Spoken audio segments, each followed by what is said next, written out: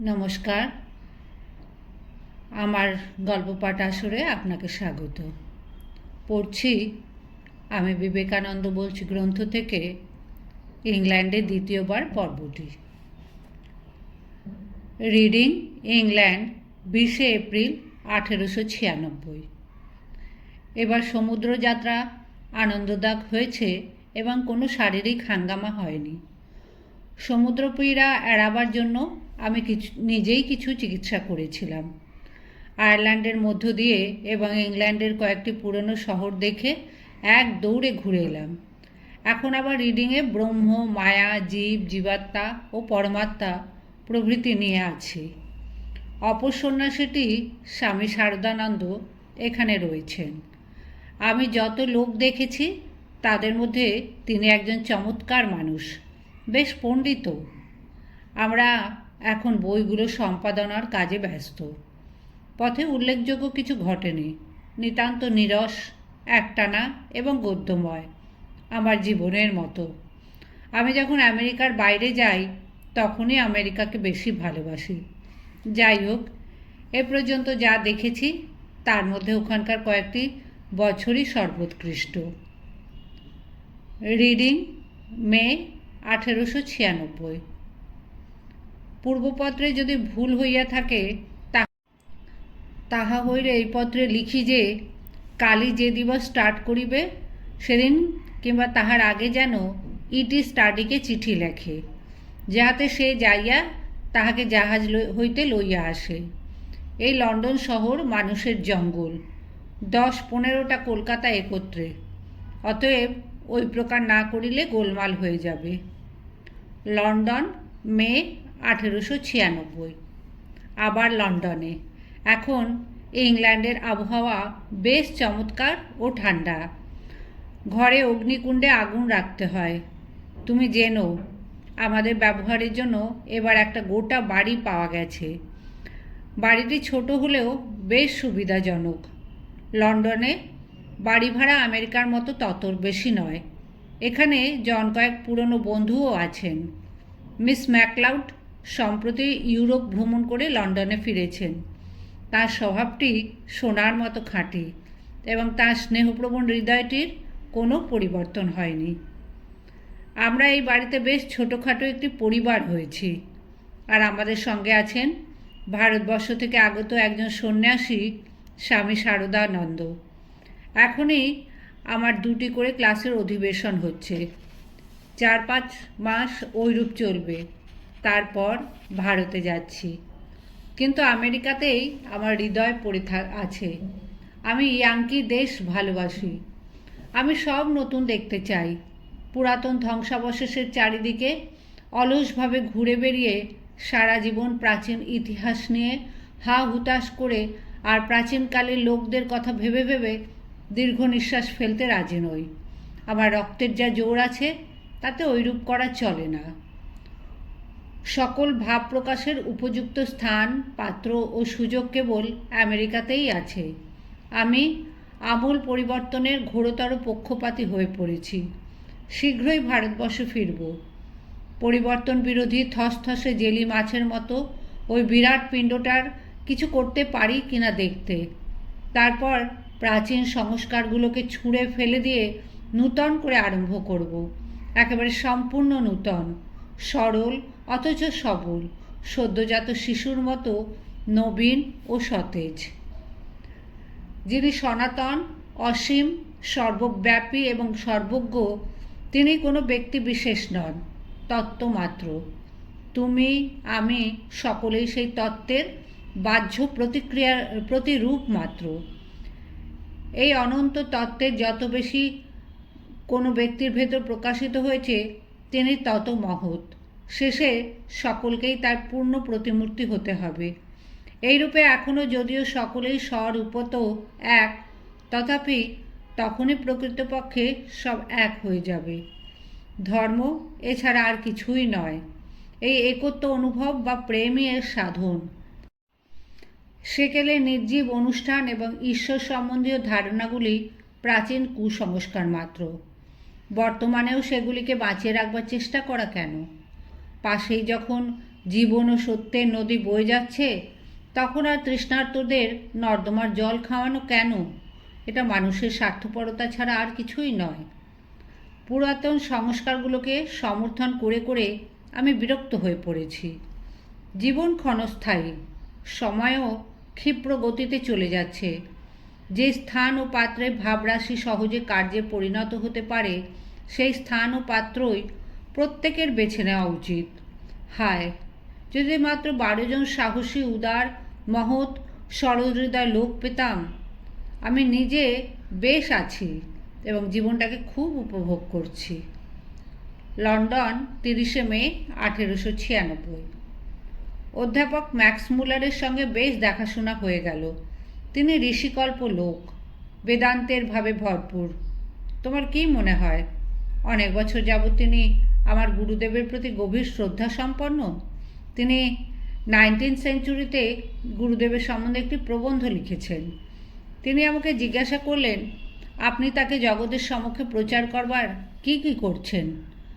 রামকৃষ্ণ তাকে অনেক বছর যাবৎ মুগ্ধ করছেন। এটা কি সুসংবাদ নয়? এখন এখানে ক্লাস খুলেছি। আগামী সপ্তাহ থেকে প্রতি রবিবার বক্তৃতা আরম্ভ করব। ক্লাসগুলি খুব বড় হয়। যে বাড়িটি সারা মরশুমের জন্য ভাড়া করেছি, সেই বাড়িতেই ক্লাস হয়। কাল রাত্রে আমি নিজেই রান্না করেছিলাম। জাফরান, ল্যাভেন্ডার, জয়িত্রী, জায়ফল, কাবাব চিনি, দারুচিনি, লবঙ্গ, এলাচ, মাখন, লেবুর রস, পেঁয়াজ, কিশমিশ, বাদাম, গোলমরিচ এবং চাল, এগুলি মিলিয়ে এমনই সুস্বাদু খিচুড়ি বানিয়েছিলাম যে নিজেই গলাধ্যকরণ করতে পারিনি। ঘরে হিং ছিল না, নতুবা তার খানিকটা মিশালে গিলবার পক্ষে সুবিধা হতো। London, 6 June 1896। অধ্যাপক ম্যাক্স মুলার একজন অসাধারণ ব্যক্তি। আমি দিন কয়েক আগে তার সঙ্গে দেখা করতে গিয়েছিলাম। প্রকৃতপক্ষে বলা উচিত, আমি তার প্রতি আমার শ্রদ্ধা নিবেদন করতে গিয়েছিলাম। যে কোনো ব্যক্তি শ্রী রামকৃষ্ণকে ভালোবাসেন, তিনি নারীই হন, পুরুষই হন, তিনি যে কোনো সম্প্রদায়, মত বা জাতিভুক্ত হন না কেন, তাকে দর্শন করতে যাওয়া আমি তীর্থযাত্রা তুল্য জ্ঞান করি। মদ ভক্তা নাঞ্চ যে ভক্তাস্তে মে ভক্ত তমা মতাহা। আমার ভক্তের যাহারা ভক্ত, তাহারা আমার সর্বশ্রেষ্ঠ ভক্ত। এটা কি সত্য নয়? অধ্যাপক যেন সহৃদয়তার মূর্তি বিশেষ। তিনি স্টাডি সাহেব ও আমাকে তার সঙ্গে জলযোগে নিমন্ত্রণ করলেন এবং অক্সফোর্ডের কতগুলি কলেজ ও বোডলিয়ান পুস্তাগার দেখালেন। রেলওয়ে স্টেশন পর্যন্ত আমাদের পৌঁছে দিতে আসলেন। আর আমাদেরকে এত যত্ন কেন করছেন জিজ্ঞাসা করলে বলেন, রামকৃষ্ণ পরমহংসের একজন শিষ্যের সঙ্গে তো আর প্রতিদিন সাক্ষাৎ হয় না। বাস্তবিক আমি নূতন কথা শুনলাম।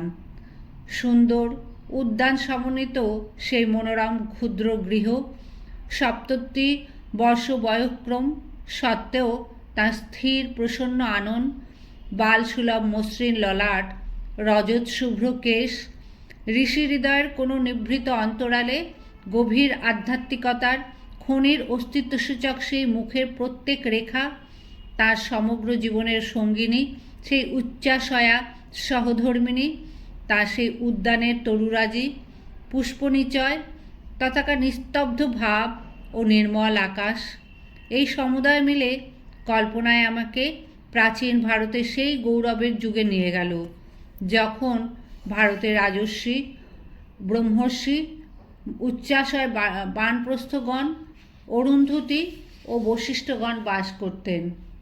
আর ভারতের ওপর তাঁর কী অনুরাগ! যদি আমার সেই অনুরাগের শতাংশের একাংশও থাকতো, তাহলে আমি ধন্য হতাম। এই অসাধারণ মনস্বী 50 বা ততোধিক বছর ধরে ভারতীয় চিন্তারাজ্যে বাস ও বিচরণ করেছেন। পরম আগ্রহ ও হৃদয়ের ভালোবাসার সঙ্গে সংস্কৃত সাহিত্যরূপ অনন্ত অরণ্যের আলো ও ছায়ার বিনিময় পর্যবেক্ষণ করেছেন। শেষে ওইসব তার হৃদয়ে বসে গিয়েছে এবং তার সর্বাঙ্গে তার রং ধরিয়ে দিয়েছে।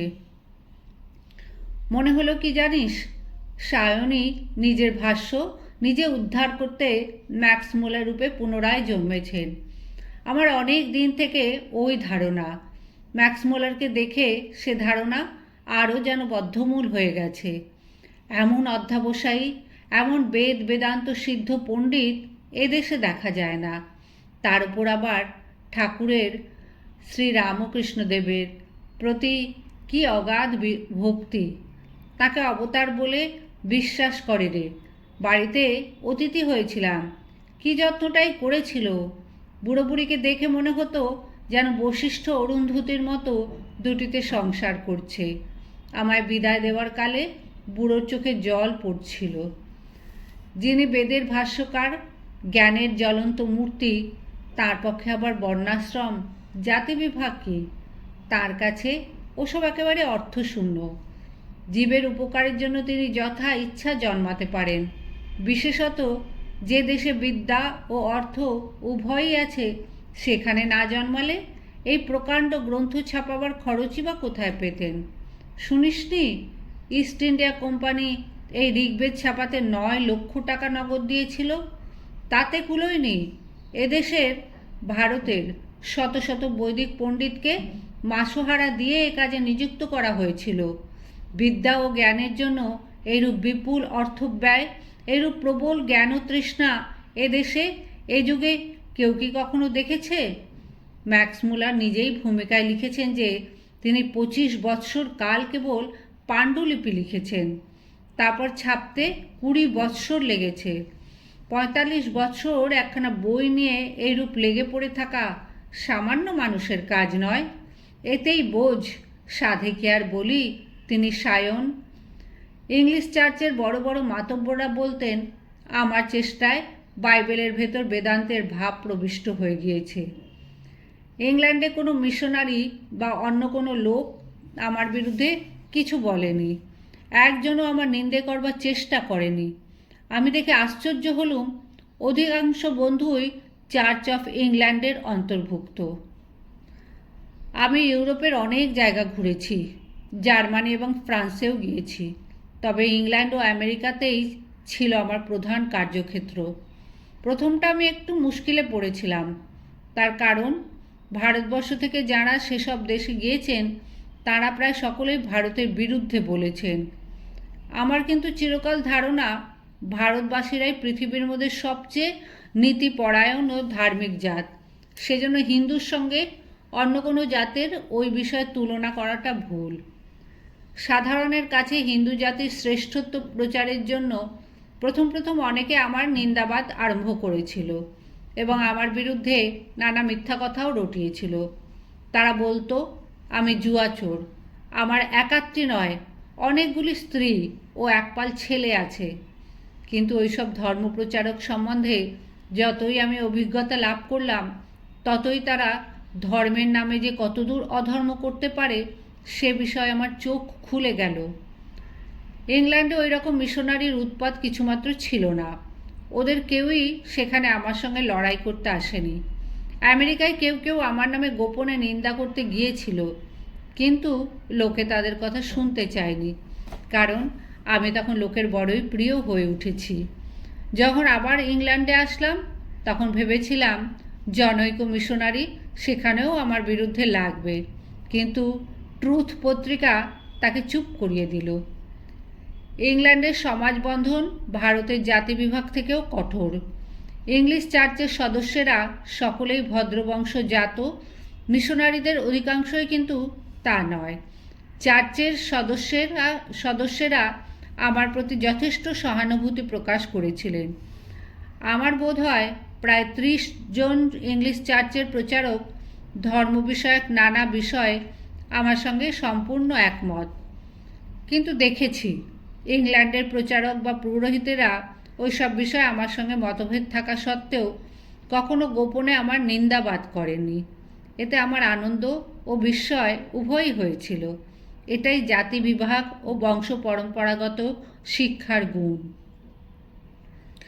আমেরিকার অনেক লোকে ইংল্যান্ড অপেক্ষা অনেক বেশি লোকে আমার প্রতি সহানুভূতি প্রকাশ করেছে।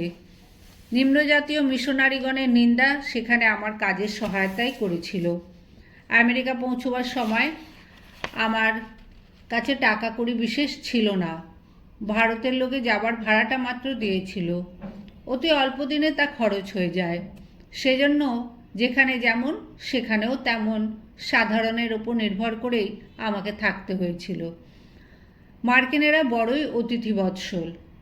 আমেরিকার 1/3 লোক খ্রিস্টান।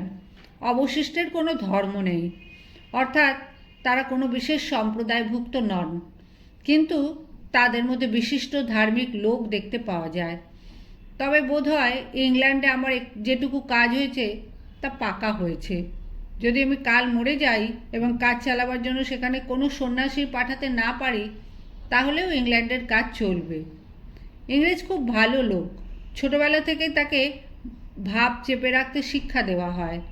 ইংরেজের মস্তিষ্ক একটু মোটা। ফরাসি বা মার্কিনের মতো চট করে সে কোনো জিনিস ধরতে পারে না, কিন্তু ভারী দৃঢ়কর্মী। মার্কিন জাতের বয়স এখনও এমন হয়নি যে তারা ত্যাগের মাহাত্ম্য বুঝবে।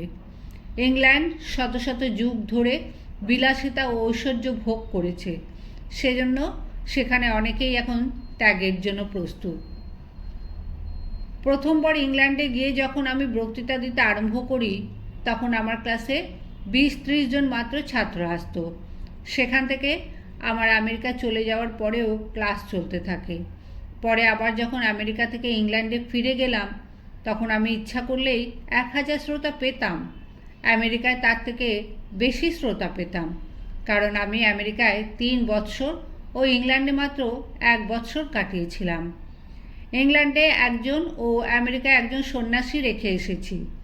অন্যান্য দেশেও প্রচার কার্যের জন্য সন্ন্যাসী পাঠাবার ইচ্ছা আছে। লন্ডন, 7ই জুন 1896। আমার আদর্শকে অতি সংক্ষেপে প্রকাশ করা চলে, আর তা এই মানুষের কাছে তার অন্তর্নিহিত দেবত্বের বাণী প্রচার করতে হবে এবং সব কাজে সেই দেবত্ব বিকাশের পন্থা নির্ধারণ করে দিতে হবে। কুসংস্কারের শৃঙ্খলে এই সংসার আবদ্ধ।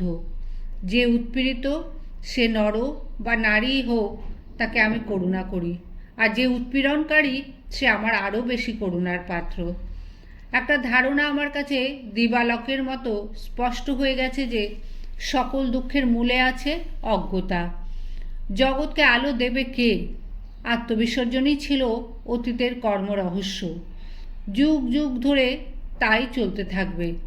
যারা জগতে সবচেয়ে সাহসী ও বরেণ্য, তাদের চিরদিন বহুজনহিতায়ও বহুজনসুখায়ও আত্মবিসর্জন করতে হবে। অনন্ত প্রেম ও করুণা বুকে নিয়ে শত শত বুদ্ধের আবির্ভাব প্রয়োজন। জগতের ধর্মগুলো এখন প্রাণহীন মিথ্যা অভিনয়ে পর্যবসিত হয়েছে। এখন একান্ত যা প্রয়োজন তা হলো চরিত্র। জগৎ এখন তাদের চায় যাদের জীবন প্রেমদীপ্ত এবং স্বার্থশূন্য।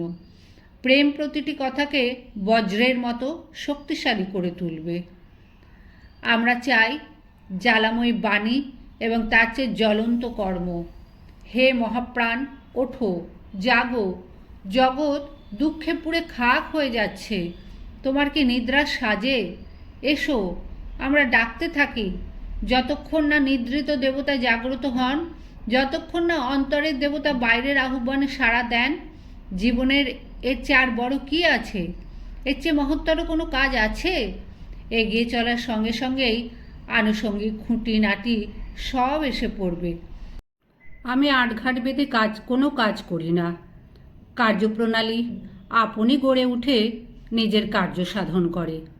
আমি শুধু বলি, ওঠো, জাগো।